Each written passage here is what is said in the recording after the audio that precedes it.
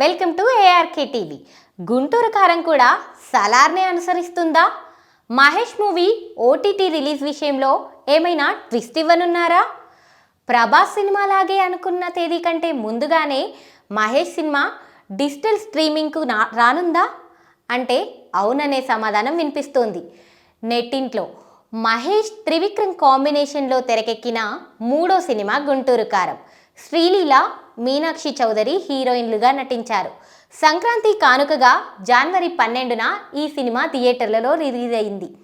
ఎప్పటిలాగే భారీ ఓపెనింగ్స్ని సొంతం చేసుకుంది. అదే సమయంలో మిక్స్డ్ టాక్ కూడా వచ్చింది. అయితే అది పెద్దగా కలెక్షన్స్పై ప్రభావం ఏమీ చూపలేదు.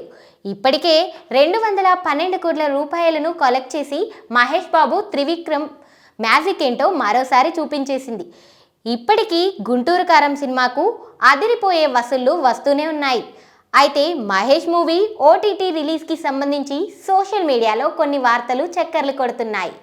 ప్రభాస్ సలార్ సినిమాలాగే గుంటూరు కారం కూడా 28 రోజుల్లోపే ఓటీటీలోకి వస్తుందని నెట్టింట ప్రచారం సాగుతోంది.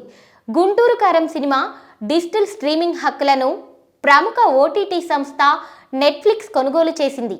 ఇందుకోసం సినిమా నిర్మాతలు ఓటీటీ ప్రతినిధులకు భారీ డీల్ కుదిరినట్లు తెలుస్తోంది.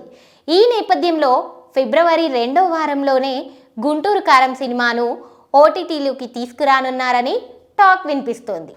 ఒకవేళ ఇదే జరిగితే ఫిబ్రవరి 9 లేదా 10వ తేదీల్లో మహేష్ సినిమా స్ట్రీమింగ్కి రావచ్చు అనేది సమాచారం. ప్రభాస్ నటించిన సలార్ సినిమా కూడా థియేట్రికల్ రిలీజ్ జరిగి నెల రోజులు పూర్తి కాకుండానే ఓటీటీలోకి వచ్చేసింది. ఇప్పుడు మహేష్ గుంటూరు కారం కూడా సలార్నే అనుసరిస్తుందని రూమర్స్ వస్తున్నాయి. అయితే గుంటూరు కారం ఓటీటీ రిలీజ్పై అటు చిత్ర బృందం కానీ ఇటు ఓటీటీ సంస్థ కానీ ఇప్పటి వరకు ఎలాంటి అధికారిక ప్రకటనలు చేయలేదు. హారిక అండ్ హాసిని క్రియేషన్స్ బ్యానర్పై రాధాకృష్ణ గుంటూరు కారం సినిమాను నిర్మించారు.